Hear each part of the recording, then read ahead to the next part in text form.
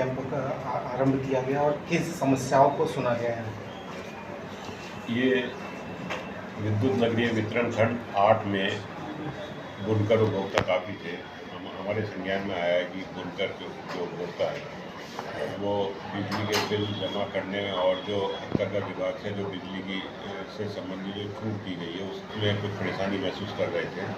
तो बुनकर उपभोक्ताओं की समस्या का समाधान करने के लिए ये कैंप का आयोजन किया गया था कि जिससे उपभोक्ताओं को सही जो शासनादेश है उसकी व्याख्या की जा सके, शासनादेश के बारे में उनको अवगत कराया जा सके, वो एक नियमित तरीके से बिजली का बिल जमा कर सकें, हम उनको सुविधाएं दे सकें। प्रत्येक इतवार को और प्रत्येक वर्किंग डे को हम यहाँ पे कैंप लगा सकें, मतलब बिजली का बिल जमा करने की सुविधा दे सकें, बिजली की रीडिंग नियमित रूप से करा सकें। बिजली से संबंधित जो समस्याएं हैं उसमें हमारे एग्जीक्यूटिव इंजीनियर साहब बैठे हुए हैं, हमारे एससी साहब भी बैठे हुए हैं, तो उनका नियमित अनुश्रवण करते हैं, उसी की समस्या का समाधान करते हैं। मुख्य रूप से किन किन बिंदुओं पर जो समस्याएं आपको अवगत कराया गया कंज्यूमर के द्वारा?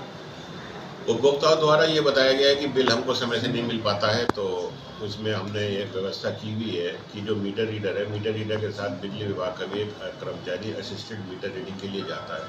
उपभोक्ता की समस्या वहाँ पे सुनता है, बिल निकलता है। इसमें बिल में 2 पार्ट होते हैं, 5 किलोवाट से कम भार वाले उपभोक्ता हैं और एक 5 किलोवाट से अधिक भार वाले उपभोक्ता हैं। जो शासनादेश है उसमें यह है कि अगर 5 किलोवाट से अधिक भार वाला उपभोक्ता है उसकी हम जो रीडिंग है वो MRI की बेसिस पर करते हैं।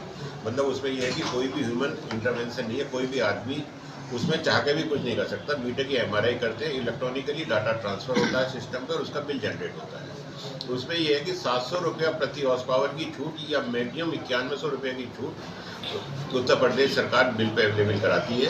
5 किलोवाट से ऊपर का ये भी कनेक्शन है, उसमें कितनी लूमें लगी हुई है वो हथकरघा विभाग उसको सर्टिफाई करता है, बिल पे लिखा जाता है और उसके हिसाब से उसको उतनी छूट देते हुए बिजली का बिल जमा करा दिया जाता है। तो उसमें अधिक लोड आने पर क्या किया जाए? 1 मिनट सर, अपनी पूरी बात होगी।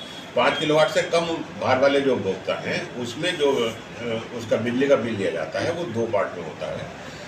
जितनी लूम हथकरघा विभाग सर्टिफाई करता है, 60 इंच की रील से अगर कम है तो उसको आधा हॉर्स पावर की मोटर मानते हुए उस पर फ्लैट चार्ज लिया जाता है, और अगर 60 इंच की से अधिक की लूम है तो उसको 1 हॉर्स पावर का भार मानते हुए उसका भार कैलकुलेट किया जाता है। तो वो सर्टिफिकेशन हथकरघा विभाग करता है। तो जितने हॉर्स पावर का लोड होता है उसमें 800 रुपया पर horse power plus electrical duty ये मिला के 1 हॉर्स पावर का 860 रुपया बनता है और आधा हॉर्स पावर का 430 रुपया बनता है। उसके हिसाब से बिजली का बिल लिया जाता है। पर उसमें उत्तर प्रदेश शासन ने ये कंडीशन लगा रखी है कि जो जुड़ा हुआ भार है वो जितनी लूम का भार है, मतलब काटी मशीन है या कुछ है, तो केवल 10% के भार की उसको अधिक भार चलाने की छूट है। और क्योंकि अगर ये अधिक भार चल रहा है, जैसे बताया गया है कि भार अधिक चल रहा है, तो उसका जो भी विभागीय नियमानुसार उसकी पेनल्टी ली जाती है, उसका जुर्माना लिया जाता है। तो उपभोक्ताओं को हमने बुनकर उपभोक्ताओं को ये समझाने की कोशिश की कि जो हथकरघा विभाग का नियम है उसी नियम के अंतर्गत आप चलें, आपका कोई भी शोषण नहीं होगा। और मौके पर अधिशासी अभियंता यही है, एक्शन मतलब और उपखंड अधिकारी हैं, अगर मतलब बाबू या कोई नीचे का स्टाफ प्रेजेंट कर रहा है तो आप कृपया अधिकारी से समस्या का समाधान होगा, पर नियम के अंतर्गत ही चले। नियम से बाहर कोई भी छूट देने के लिए ना ये अधिकृत है ना हम लोग अधिकृत है। जो उत्तर प्रदेश सरकार के नियम है, नीति है, पॉलिसी है, उसके हिसाब से कार्रवाई। उपभोक्ताओं पर यदि अनियमित पाया जाता है तो किस तरह की कार्रवाई होगी? उस शासन का आदेश है, उसका कोर्ट में लिखा है किस तरह से पेनल्टी लगती है, उस हिसाब से लगेगी। उसमें जो भी मीटर में जो डिमांड आती है, मीटर की डिमांड से पता चल जाएगा कि उसमें भार कितना चल रहा है, एक्स्ट्रा चल रहा है। जो 60 इंच की रील है, मतलब उसकी आधा हॉर्स पावर है, 60 इंच से अधिक है तो उस पर 1 हॉर्स पावर, अगर उससे अधिक भार चल रहा है तो मीटर में रिकॉर्ड हो जाता है। अब इलेक्ट्रॉनिक मीटर आ रहे हैं जी। तो उसकी चेकिंग अगर जूनियर इंजीनियर या उपखंड अधिकारी कर रहे हैं तो हमारे अधिशासी अभियंता को के ऑफिस में जाकर उसको उपभोक्ता को अधिकार है कि वो अपना प्रत्यावेदन दे। प्रत्यावेदन सुनने के बाद वो एक स्पीकिंग ऑर्डर जारी करते हैं, उसके हिसाब से कार्रवाई।